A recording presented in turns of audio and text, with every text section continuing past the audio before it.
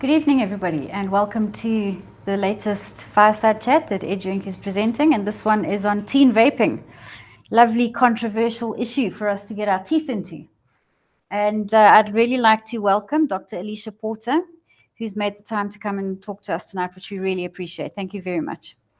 Thanks for the invitation, and I'm not sure that I'd want to be anywhere else except here tonight. That's fantastic. Just to give you a little bit of background on Dr. Porter, she is currently a child and adolescent psychiatrist, currently in private practice in the AdNova Center for Child and Family Development. She's also an honorary lecturer at Wits Department of Psychiatry, for your sins, I'm sure. Dr. Porter completed her undergrad training at the University of KwaZulu-Natal and her specialist training at the College of Medicine, South Africa in 2010. She further holds a diploma in human rights, mental health, and law, which she attained from India. Is that correct? Yes. Dr. Porter is currently the secretary of the board of directors of the South African Society of Psychiatrists and a board member of Epilepsy SA. Her special interests include child and adolescent mental health, women's mental health in the workplace, and burnout. She is a strong advocate and voice for mental health and believes in its promotion and primary prevention. So again, a warm welcome to you. Thank you for bringing all this expertise to our chat tonight.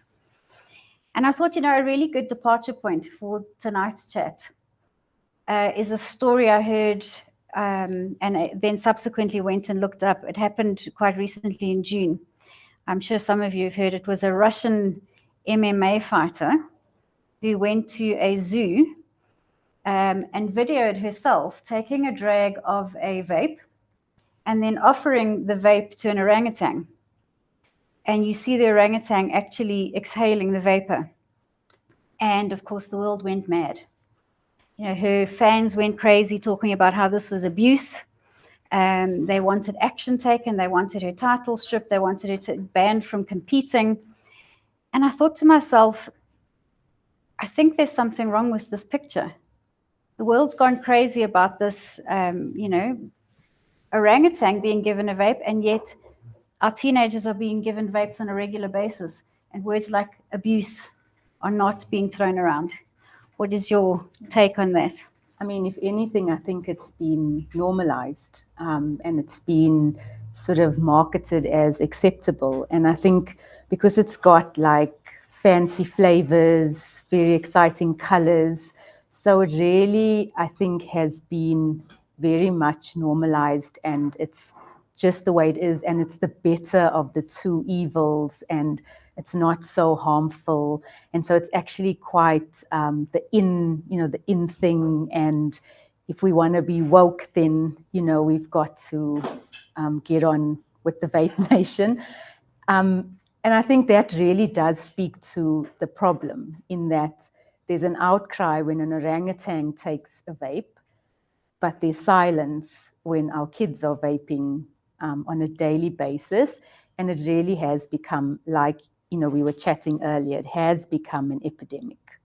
For sure. And I think it's important to make that distinction. As you were saying, it's become normalized, and people are saying, but no, this is the healthy alternative.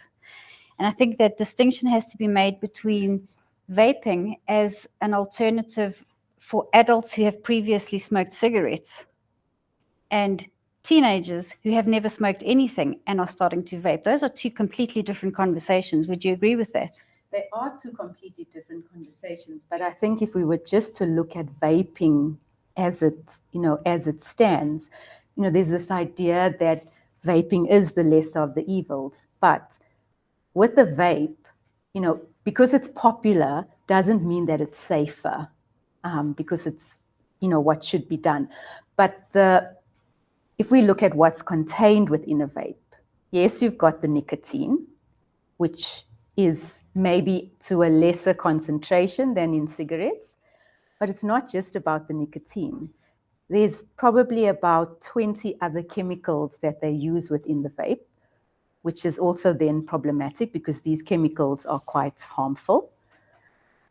Also, the fact that the vape does it gets into the bloodstream, it crosses the lung barrier. So it gets into your lungs, it gets into your bloodstream. Also, we are then using these harmful chemicals and the nicotine in children on a developing brain.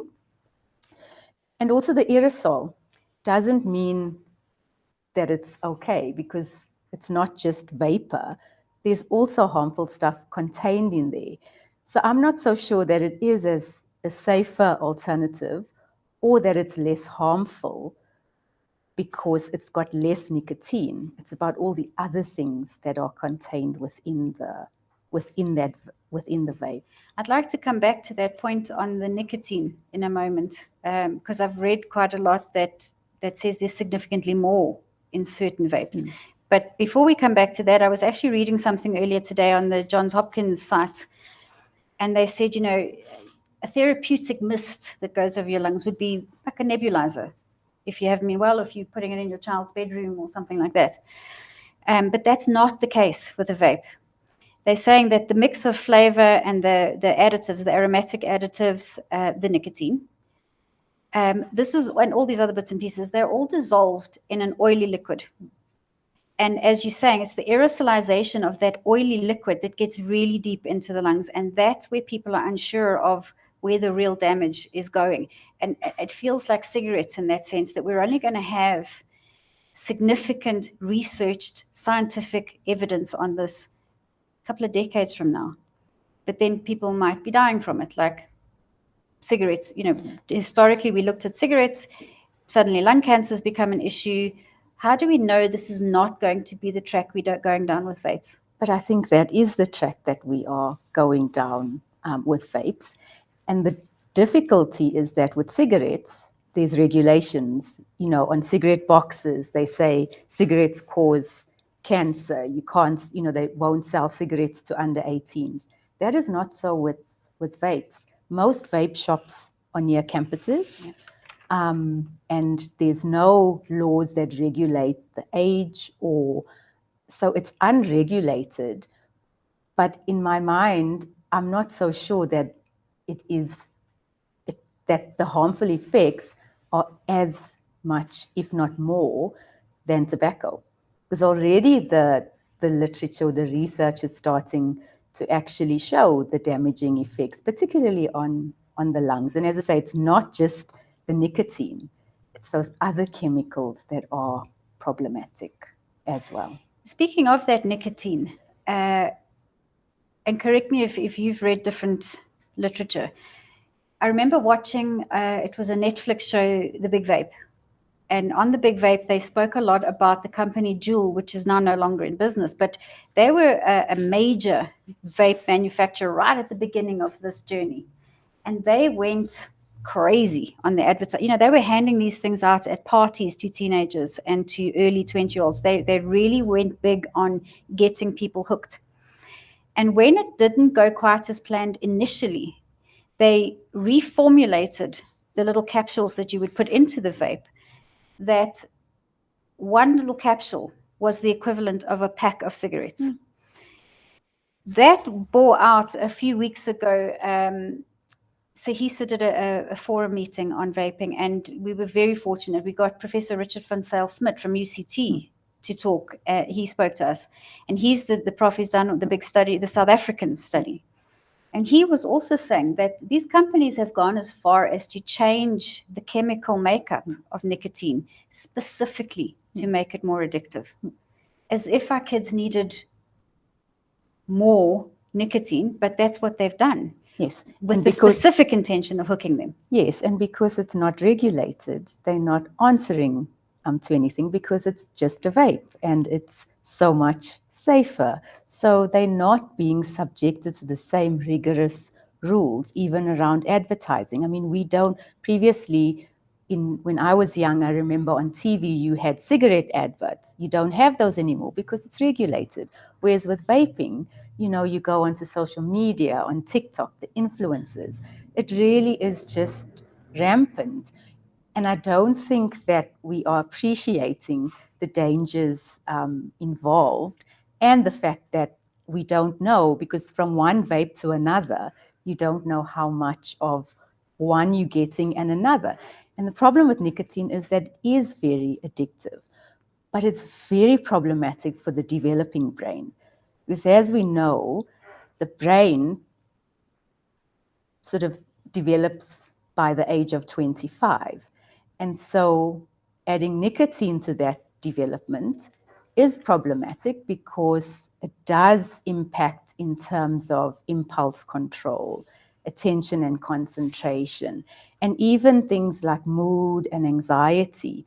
It affects all of these processes, but it also primes the brain for addiction. And so, oftentimes there's the thought that, it's a way to stop or a way to prevent. It's actually a gateway to much bigger problems with addiction later on in life because you're now priming this developing brain, which is very problematic and has long-term consequences that far exceed, what's currently happening. I've heard that a few times now, and I've read that a few times now. That the words you use, they're the long-lasting changes. When they speak about specifically the teenage brain and the fact that prefrontal cortex is not fully developed until mid-20s, and they speak about exactly what you said: the learning issues, the memory issues, the attention problems, impulse control issues, anxiety, aggression, all of these things. When you say long-lasting changes in brain development, are these permanent changes? They are permanent changes because it's kind of like you having, when your brain is developing, you're laying down neural pathways. But you add the nicotine and the pathway is not the same, it's glitchy. And so that's what's being laid down. So it's like this rerouting of your neural pathway, and that's permanent because it's being laid down. So that's the track that you're laying, and it's not the same because you've got the added effect of this nicotine. And oftentimes, kids and parents, I don't think we appreciate the actual effects of that. But if you took a brain that hasn't been exposed to nicotine and you took a brain that has been exposed to nicotine, and you do like a PET scan or one of these isotope scans, there is a stark difference. And you can see the brain that's been exposed and the brain that hasn't been. The colors are different on the brain. They light up differently. That's terrifying because essentially, I can't get out of my mind the amount of times I've seen posts on places like I Love Fourways where you've got a parent coming onto the post saying, my child's under so much pressure from his friends, he's 14, so I've just bought him a vape. And I feel like essentially, if we are not educating sufficiently about what you've just said, about the permanent impact on a brain, that parent has just given the child an addiction issue for the rest of their lives. Yes. Is that what we're saying? Yes, because it's not going to start in adulthood. Or most adult problems start average age of 14 anyway. So our adult problems don't start in adulthood.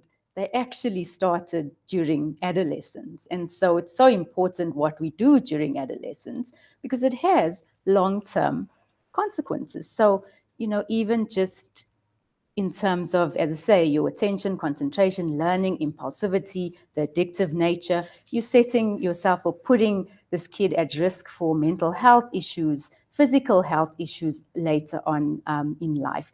And also, I sometimes get quite dramatic and say, ultimately they become less functional, failure to launch. We're going to contribute because it's going to actually impact our GDP. And so this is not just a child problem. It's a country societal problem. issue. It's a societal issue because you're going to have non-functioning adults, and it doesn't just start in adulthood. And sometimes people only get help in adulthood, but if you go all the way back, it started when the tracks were being laid. Sure. And just back to the story in terms of, my child is under pressure, so I gave them a vape. My question would be, maybe we need to actually address the pressure, because children or people who vape are more anxious, they are more subject to anxiety, depression, and even with kids, like suicidality. And so, and anxious kids, so it's it goes in both directions, because anxious, kids where there is underlying anxiety, depression, are then more likely to vape as a coping mechanism. And so for me, it's about, yes, there's the vape, but I think it's a symptom of a much bigger problem that we're currently facing, particularly with teenagers. And it feels like a bit of a spiral. This bidirectional feels like a bit of a spiral to me, because if we keep hearing this, oh, my child vapes because they're anxious, but vaping will cause anxiety as well. So we're in a very negative spiral. Yes. And we're also contributing to the brain development being glitchy. Sure. Just going back to that study that I mentioned, that Professor van Zijl-Smit did at UCT, it was so refreshing to hear the stats that we were getting out of that, because as South Africans, we get the European stats, and we get the American stats and the British stats, but we very seldom get stats about what's happening in South Africa. And I found it fascinating to see how his results are correlating pretty much with the rest of the world. They did the study was 25,000 learners across 52 fee-paying schools, public schools. He mentioned that there was no real link between the affluence of the demographic, which I found quite interesting, because perhaps because of our environment, we tend to assume that our kids have easier access because they have, the financial wherewithal is easier for them, which doesn't seem to be playing out in the research. He was talking about 17% of those kids admitting to using vapes on a daily basis. And I thought, well, 17% admitting is not probably the most not accurate a true number. Reflection, but it's still a scary. But it's terrifying. Yeah. I did the math on that. That's 4,250 children across 52 schools. Who admitted Usually to using a vape. Have to add about another 25-30% onto that. Exactly. that when it comes to. So that was significant right there. Then he said of that percentage, 38%, they said they vaped every single day, which then in my mind is indicating a dependency on the vape. They asked very interesting questions, like how long between waking up and vaping? And almost 50% of them were saying within the first hour. And again, that's speaking to addiction, isn't it? That you can't really get going with your day unless you've started taking the nicotine in. So many of them not able to get through a school day. They can't sit for 6 or 7 hours without their nicotine. And then 88% said that they used nicotine vapes as opposed to non-nicotine vapes. But is there really a big distinction between the nicotine and the non-nicotine vapes? They make the distinction between nicotine and non-nicotine, but the point for me is that neither of them is safer, because the non-nicotine vapes have all of these, the flavorants and all of that have these chemicals that are as problematic, if not more so than the nicotine. But, after sort of also reading through Prof. van Zijl's stats, for me as a mental health professional, it actually speaks to the problem with regards to mental health that we have with particularly teenagers. There's been a significant increase. And I wonder, beyond the addiction, whether that's not speaking to the increased levels of anxiety, the increased levels of depression, and even substance usage. And so it is an alarming statistic, but I think it speaks to a much bigger issue than just the vaping. Let's get into that now, because this is really your forte. This is what you're doing all the time. It's working with these children where addiction is already a factor in their lives. And the fact of the matter is, teenagers, ads about smoking were there when most smokers were young, or when all smokers were young. They probably saw pictures of lungs you know, the black lungs of the smoker. All the scary tactics were there, and yet they smoked cigarettes anyway. We are going to have all these conversations about vaping and everything else, and yet teenagers are going to try it anyway. We know that the nicotine is extremely addictive, so there's going to be a significant amount of that. How do you handle this situation? Again, it feels quite bi-directional. You're saying that they get hooked on the nicotine, therefore there's addiction. There's anxiety, so they look for channels of getting rid of the anxiety, but the channels that they are seeking out are resulting in more anxiety and more issues with substance abuse and everything else. So how are you managing the situation? There's definitely been an increase in what we're dealing with, particularly since COVID. How do you typically tackle this situation when parents come in with an addicted teen? So, I mean, I think it's quite different with the vape, with the vaping, in the sense that, with cigarettes, everybody knew it was wrong. And so parents were, it's wrong and you shouldn't do it and all the rest of it. And even though we knew that that people knew that you shouldn't do it, you did it anyway. But it came from a point of, we knew that it was not okay. Whereas with vaping, I feel like it's more of a problem by the fact that we're normalizing something that could be very harmful. And so it adds an additional layer, because it's not just having to raise awareness and educate around the harmfulness of vaping because it's perceived as harmless. So that makes it even more problematic. But I also think it's about then speaking to what is underlying. What is this a symptom of? And how do we then begin to give coping skills? Because for me, vaping is a maladaptive coping skill. You are needing to cope. So we need to be thinking around alternatives in terms of, how do we teach kids coping skills? How do we teach parents coping skills? Because I really think there's an interplay. And the difficulty is that parents are struggling at the moment. They're struggling, and I think the reality is we are in uncharted territory. The rules have changed significantly. We don't have a playbook anymore. We can't call anybody. I can't call my mother and ask her about parenting in the digital age because she's had no experience in that. So we are in this uncharted territory, and now we are having to make up the rules as we go. But vaping arrived, the digital space arrived, and we've been left wanting. And so in that kind of anxiety about it, I think we've become quite permissive, like we were chatting earlier. There's a permissiveness because there's this idea, FOMO is a real thing, even with parenting, I fear that my kid, I don't want them to miss out. And, so there's this encouraging of peer pressure where previously we'd maybe speak directly to it or recognize it. Everybody wants, nobody wants to be left out, but we're not really thinking about, the actual thing that we are promoting. But what is underlying is more important. Do we need to address the anxiety?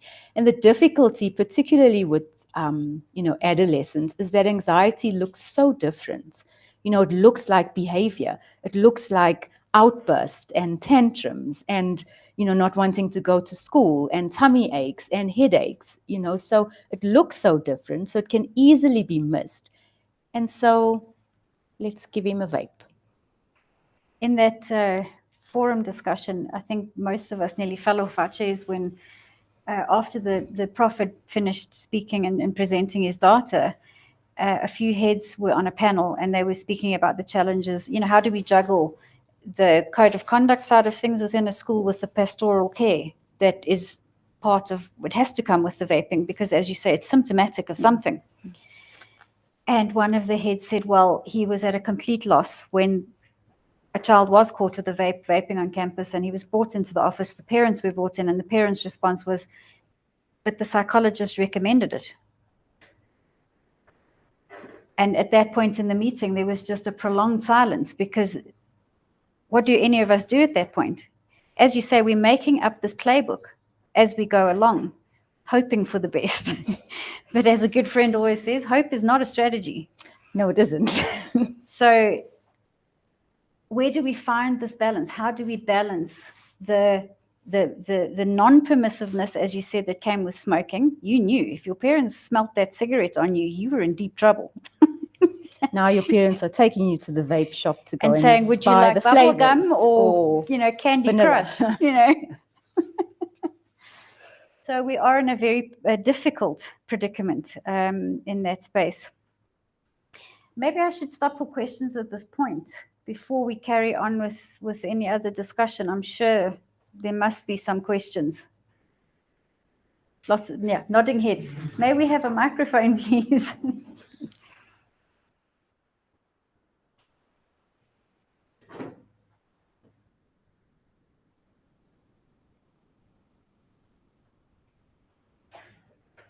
Who's got the question? Over the side, please. Thank you. Hi. My question is, what have we learned from cigarettes? Cigarettes came out and nobody was against it. There were a lot of health protectionists that signed off saying that cigarettes weren't harmful, and then turned out they were lying, and then it actually is. And we've gone through that whole experience, and we've got programs to wean somebody off of smoking. So those programs exist, and they've been developing for many years now, and there must be some success with it. How much of that are we doing for vaping? Is it just because we don't know whether it's reasonable to wean them off because we don't know whether it's unsafe or safe or unsafe? Is that the reason why we're not implementing those programs at a more massive scale in the same way that we do with cigarettes? So what have we learned from cigarettes? Or is it just one anomaly that we can't draw enough data from to change what we're doing today? Or can we actually do that, and to what extent are we doing that? So I think that we can learn lots of lessons from cigarettes, but I think that the vaping came very subtly, and it was dressed in very bright colors, and it looked like it was the safer alternative. So it really came quite disguised, whereas with cigarettes there was, at the beginning, this open debate about it, and they had to, kind of prove or not. Whereas this came in as a wolf in sheep's clothing, really. But I think actually we should be going that way, where we should be looking around policy in terms of, so we need actual policy around vaping like we have with cigarettes. We need to be looking at, even in a school environment, our processes and protocols, and again, policy in that way. But we should be creating awareness with parents, because that's the difference. Back then our parents were not encouraging us to smoke or condoning smoking or saying it's okay, whereas here, it's the campaigns and the marketing around vaping is very Gen X and very sassy, and it's TikTok and the influencers, and so they basically have taken the marketing to the market, who are the teens, who actually are not at a place that they can distinguish. But then they've also hooked the parents in that it's the lesser of the evil. So actually, if my kid vapes, that's okay. But I really think we can actually take a lesson from the cigarette playbook and enforce it, where there should be big stickers that says this can cause, or no vaping for, and we need to be going in that way. But it kind of came with the boom, and I think COVID didn't help either, because I think it was very smart, even the way the marketing arrived, and the fact that it's unregulated is very problematic. I wonder if there's a link there, and maybe you can give your opinion on this. Just listening to what you were saying there, and you mentioned COVID. If I think back to what happened from a societal point of view during COVID, families were then isolated within their homes for prolonged periods of time. And for example, in the education industry, essentially we invited parents into classrooms with the online teaching. And to some extent, they haven't really left again. And that's come with its own set of issues. But maybe in this kind of thing as well, because the parents were almost given the task of making the home the safest place. Protect you from the pandemic. You stay at home. This is the safest place. And that was reinforced over a period of time. And I wonder how it's led to things like, if we go back to the I Love 4Ways example, where a parent's actually saying they're going to give their child the vape. When you read commentary, you keep seeing comments like, well, as long as the child's doing it under the roof of your home, you know that they are safe. But it's still going to the brain, it's still crossing the lung barrier, it's still going into the Precisely. bloodstream. So for the same reason I'm saying some parents we didn't get back out of the classroom, we still have these parents in this, but I can keep them safe. As long as I am witnessing it and I am seeing it, I am still in control of the situation. They're not thinking about exactly what you've been saying.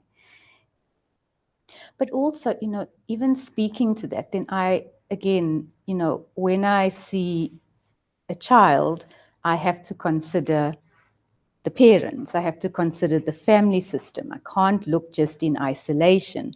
So that may speak to a bigger problem even within a family system where you have an anxious child, overwhelmed parent, and so the quick fix would be the vape would be acceptable. So, it's about also kind of stopping to think about what's happening in this system.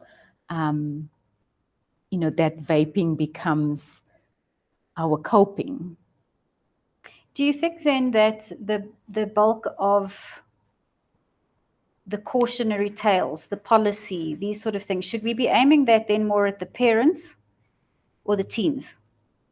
I think it should be both, but I do think that we've got work to do with the adults in terms of parents, schools, caregivers, because there is this myth that it's not harmful, that it's okay, which it's not. No, it's most certainly not. And because it's socially acceptable doesn't mean it's safe. Doesn't equal safety. I struggle to wrap my head around how intentional the vape companies have been when they looked at this teenage market and they thought there are billions and billions of dollars to be made. And how do we know? Because of the manner in which they've been designed. They have designed these things to look like highlighters. They've designed them so that the child can hold it in their hand in a classroom. They've put all these fabulous flavors on them. No adult's interested in bubblegum anything. But of course, teenagers are. Yes. Fabulous cherry candy, this, that, the next thing. They were so intentional about it. And then, interestingly, since the company Juul collapsed, most of the vape companies have been bought out by big tobacco companies who have lost sales in cigarettes. They've bought the vape companies so that they can now recoup that loss. But I mean, and that's again, the shops are mainly near campuses, near schools. There's policy around. You can't just sell cigarettes anywhere. You can't sell it to anybody. But here we've got 14-year-olds being transported because they can't even drive. They've been transported to the vape shops to go and pick out, the color, the flavor. And that appeals to the adolescent brain, and so it's been very clever. The way the marketing has been, and they came under the radar, and as I say, because they're unregulated, it's very problematic. And remember, with the adolescent brain, it responds to colors and flavors, and so it's poison wrapped in candy. And is there, do you think, a generational trend that is shifting? I had this conversation with Gusha, my husband, the other night. We had gone out for a quick dinner, and four must have been early 20-year-olds walked in and sat down at a table just next to us. And within 5 minutes, they had ordered and everything else. And I looked over, and none of them had ordered alcohol. They were all drinking hot chocolates or milkshakes. But after the drinks arrived, the hubblies arrived. And I said to Gershom, are we seeing a generational shift that in previous generations, when you were in your early 20s, your varsity undergrad ages, we were going out and, having a great time, but it was cigarettes and alcohol. It seems like the younger generation now know how bad those are and are saying, oh, no, I'll avoid those because they're so bad for me. And then they're substituting these fun behaviors. They're substituting one evil for another, and it's being marketed as it's not as bad, but it's probably worse. Sure. Okay, well, there you have it. It's probably worse. Next question. Start there. I'm just wondering, so because it sounds like to me that there's a big problem in terms of that it's been made to seem safe. And parents think it, the psychologist has even managed to think about it. Are there bigger campaigns being thought of or developed to target on a bigger level? Because policy level requires an understanding that it's not safe, an understanding that it impacts the brain and it becomes addictive. But I don't know if that understanding's out there. Are there bigger campaigns being thought of or developed to kind of break that thought that it's safe, that it's an alternative? So, I mean, I think at the moment it's very much in silos, because I do think there needs to be sort of collaboration. But it was sort of this, it feels to me like it was, all the colors and the lights and the flavors. And then somebody went, oh, wait, we maybe need to look at this closely. And so now we've got, some research going, because again, you can't change policy without, the numbers and the research. But I mean, I don't think that it's gained as much traction. Like, I mean, as a psychiatric society this year, we decided that that's something that we need to pay attention to, but not in a lobbying, but just to create awareness in the hope that that can sort of begin conversations like these in terms of policy, where we go to from here. But it does need to be a more collaborative effort where it's not just it's social development, health, education, all coming together. And recently, I think the Department of Health is also, they have a substance abuse campaign. They've started to create awareness around particularly vaping in teens. But again, it's siloed. And so there's definitely a need for it. But I don't know in terms of the drive, because the other thing is that economics does rule the world, and this is big business. And if you say the tobacco companies are buying the vaping companies, that becomes problematic. Sure. I think Yolani, you had your hand up? Yes. Thank you, ma'am. I'd like to bring up an interesting point. You mentioned how that many of us teenagers would substitute like alcohol and stuff, like other stuff, because it's bad.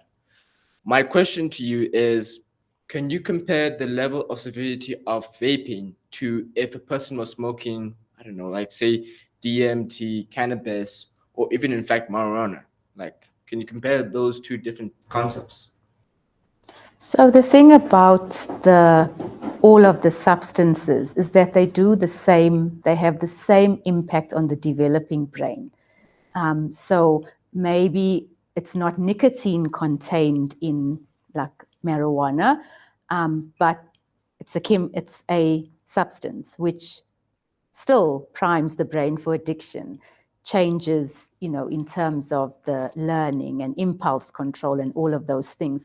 So it's the damage that the substance does to the developing brain over and above the individual regions of the brain.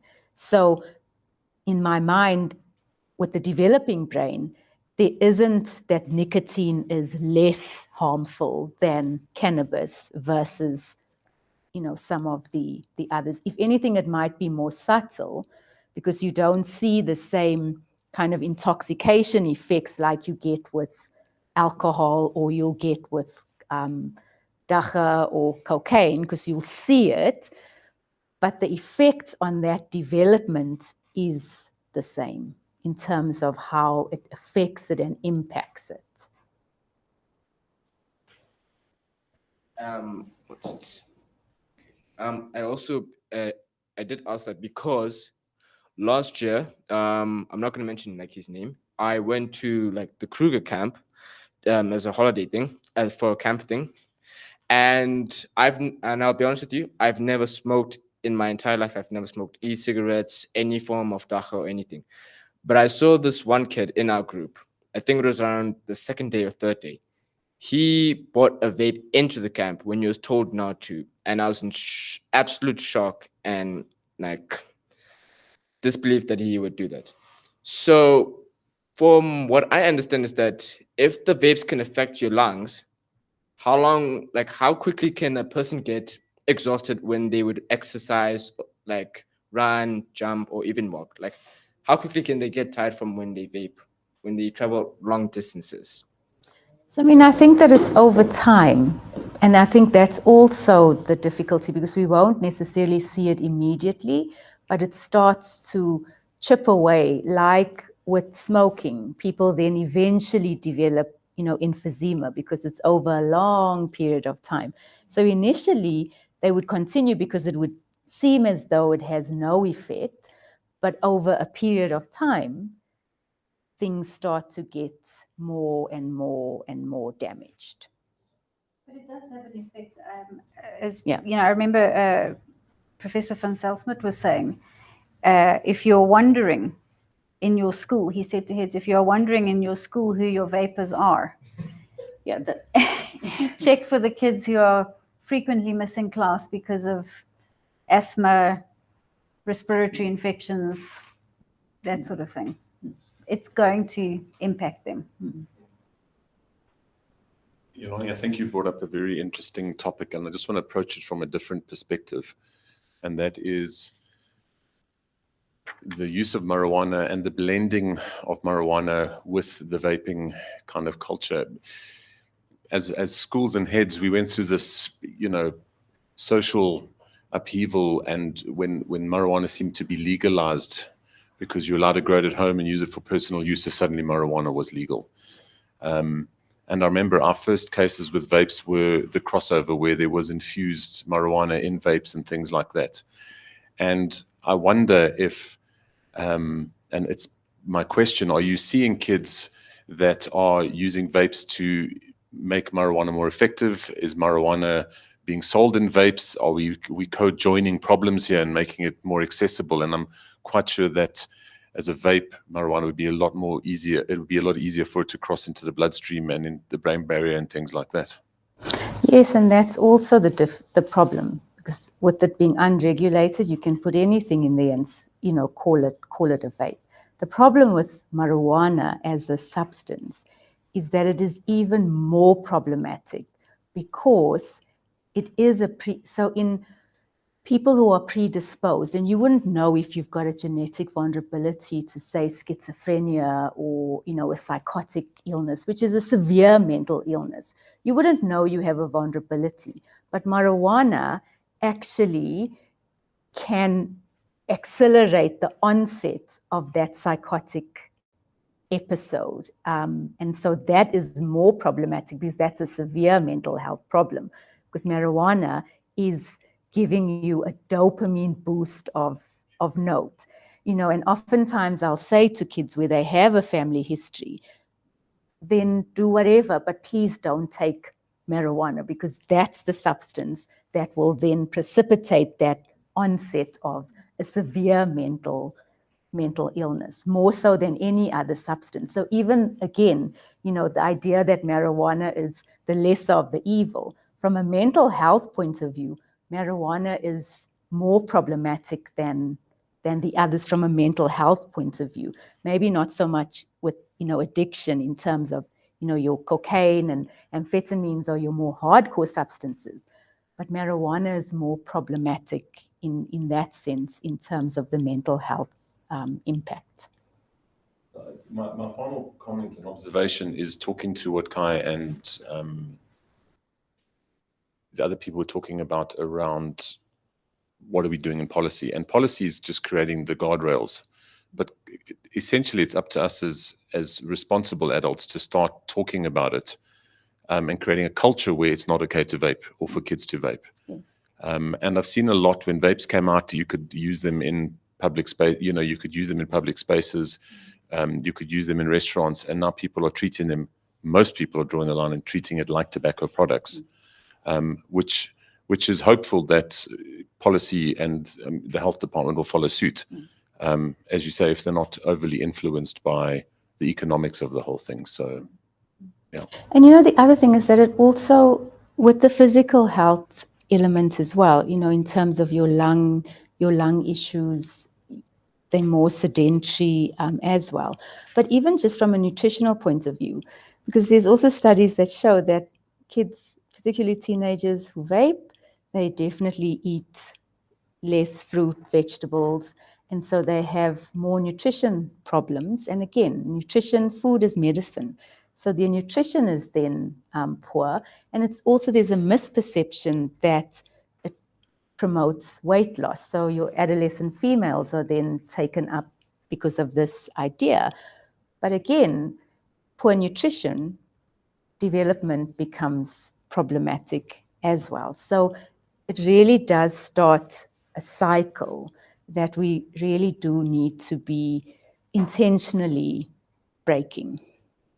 When it comes to all of this and the people you are seeing, are you seeing a greater prevalence of girls or boys? At this point, there isn't necessarily, it's adolescence as a whole. There isn't that differentiating in terms of, because I think that girls and boys do it for different reasons. Girls do have more levels of anxiety, versus boys, especially when adolescence arrives. But there seems to be an equal distribution, and it may be for differing reasons, but adolescence, or the adolescent currently, is where the increase is seen. And it's also changed the way that we've now had to add different questions, because it's not just about whether you smoke cigarettes or you take. Now we've got to ask specifically about vaping, because they didn't see it as that smoking. No, I don't smoke. Oh, and then you realize later, now you've got to say, when you don't, do you vape? Yes, yes, you do. And so it has changed the landscape quite significantly. So going forward, what advice would you have for us as the educators, the people who are involved with the teens every single day? What should we be looking out for? And what steps should we be taking so that we can manage not just the code of conduct point of view, but the pastoral point of view as well? So, I really think that we need to start having the conversations. And, there is also a myth, parents say, oh, if I talk about it, it's going to make my kid want to do it. If I talk about it, therefore, let's not talk about it. So, then we won't have to deal with it. But I think talking, because I really think that knowledge is power. And so it's about creating that awareness.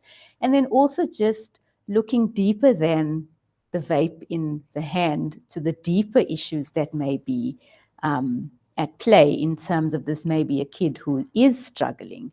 And it is often hard, not so much for educators, but it's hard for parents to often accept that my child is struggling, because it looks so different, because your child can be struggling and they'll still go out with friends. And I often hear that, yeah, but they okay and they go out with friends, so they can't be depressed. 1 and 1 doesn't equal 2, because kids socializing, how they present to the outside world, is important, because where they are developmentally. So it's about having these hard conversations and creating the awareness, particularly with parents and in the education space. And what advice do you have for the parents who have the 14-year-olds who are pressuring them and saying, but all my friends have a vape, and if I go to parties, there's vape, so I really need to have my own vape? What do you say to them?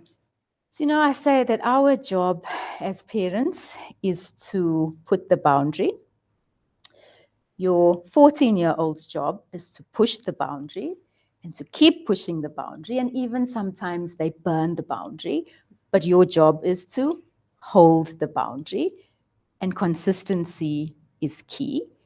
And yes, they may not like it because nobody likes a boundary, but boundaries keep our kids safe. But a lot of the time, or a lot of the work that we do with parents is getting parents to tolerate the discomfort of having to hold that boundary, because you're going to get you the worst mom, I hate you, I this, and it's not personal. It's an attack on that boundary. And so boundaries and consistency, connection are key for adolescents. I love that. That's exactly what we need to hear. And finally, the teenagers in the room, and I know that there are going to be teenagers watching this. What would you like to say to them? Don't do it. You need to think about, I often say to the kids that I see, what would your 40-year-old self say about this? Or how are you gonna justify the choices you're making now to your 40-year-old self? I put a little comment. It's not really a question. It's just interesting. I met somebody this last weekend, a 52-year-old who was vaping, which I find very bizarre already, very unattractive. So we had a conversation around that. I was like, why do you vape? And he says, no, he took it away from his kid. And he thought, what is this all about? And he had a drag of it, and now he's addicted to it. So yeah, I wonder how many times that happens. Because it's not an exit, it's a gateway. There we go. Because it's a gateway. Because it's a gateway. Any final questions? I'm sorry, is it fine if I can ask two last questions at least? Okay. My first question is what it would be for me as a teenager, the best way for me to avoid these kinds of things, because it's going to be a lot more difficult for me in today's age, at least.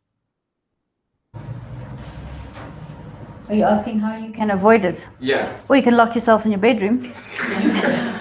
You have to make a decision before. Yeah. So if you know that where you are going to go, there are going to be people vaping, and you think that if you go, you will be able to not, you should rather stay at home. So who you keep company with is very important.